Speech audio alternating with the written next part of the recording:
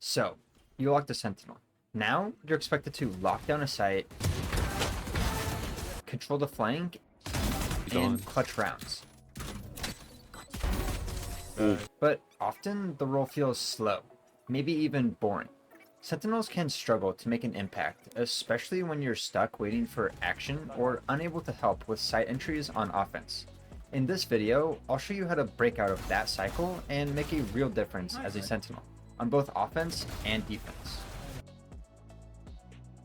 At its core, a Sentinel's job is to control specific parts of the map, usually a site or high traffic area, to slow down or stop enemy advances.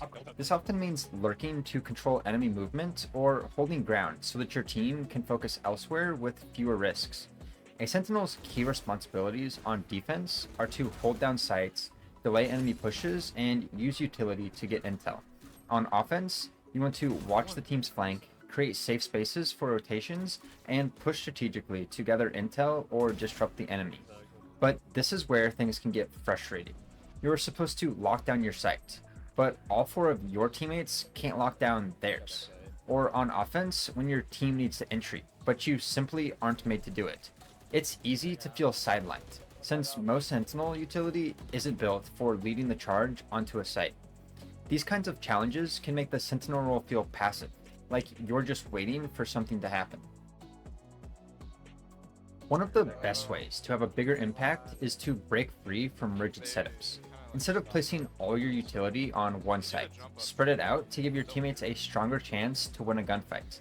This will make your own site a little weaker, so adjust accordingly. Some of my favorite cross-map setups are on Ascent, where I place a tripwire or deadlock trap A and then run over to B to hold the site.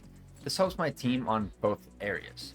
Another great option is on Pearl. I place one trip street, another art, and then finish with my camera A main.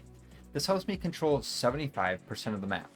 Try out different cross-map setups and see what you like and don't like.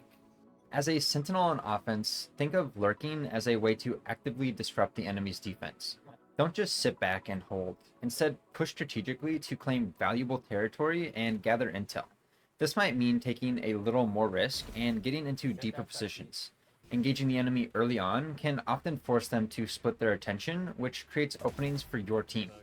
Alternatively, you can play with your teammates and place all your utility on site as a supportive role.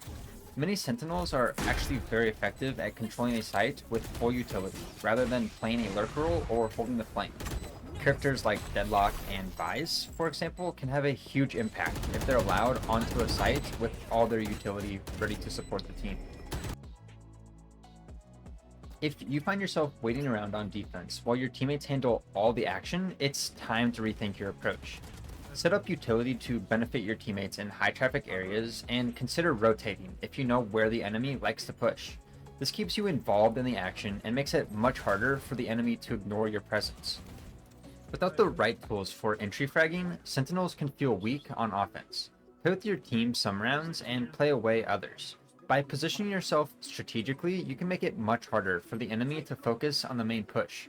But remember, be aggressive enough to cause harm, but not enough to lose countless rounds by yourself. Playing as a Sentinel may not always be flashy, but with the right strategies, you can make a significant impact on both offense and defense. Stay flexible with your positioning, use utility for your team, and take initiative on both sides of the map. By doing this, you can make every hit hell for the enemy. If you want more tips or have any questions about the Sentinel role, drop them in the comments. Like this video if you found it helpful, and don't forget to subscribe for more Valorant content.